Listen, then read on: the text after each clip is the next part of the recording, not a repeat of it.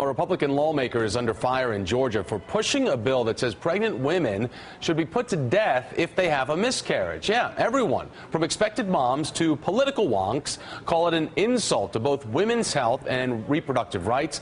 But attempts at similar legislation in other states raise serious questions. Why is there such a push to hold women criminally liable for a common and natural biological process?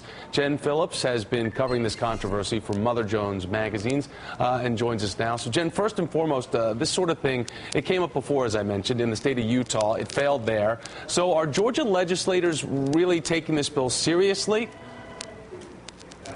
Well, that's a good question. The bill is so extreme. I really hope they're not. First of all, it completely overturns Roe v. Wade in the state of Georgia, which is in of itself very radical. But secondly, like you said, it does criminalize miscarriages. It holds women accountable for a process that is totally natural and very common. So Republican State Representative Bobby Franklin is the man that's pushing this bill, which is also anti-abortion, I need to add. He's already a pretty controversial figure thanks to legislation that he pushed last year, which he tried to make rape and domestic violence victims into accusers. So how does this guy get elected first? And then what's the perception of him drafting this kind of stuff for the state of Georgia, the people that he represents there? Well, I'm not quite sure how he got elected. I mean, I'm not living in the state of Georgia.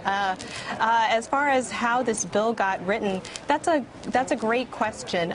It's very legally kind of murky. I mean, the language is very strange, so I'm really not sure who he used to help draft this bill. Yeah, well, I used to live in Georgia, I can say, and I know a lot of women that live in Georgia that would find this pretty absurd to think about this. What do you think, though, from your reporting, though, that the bill is actually going to have some headway?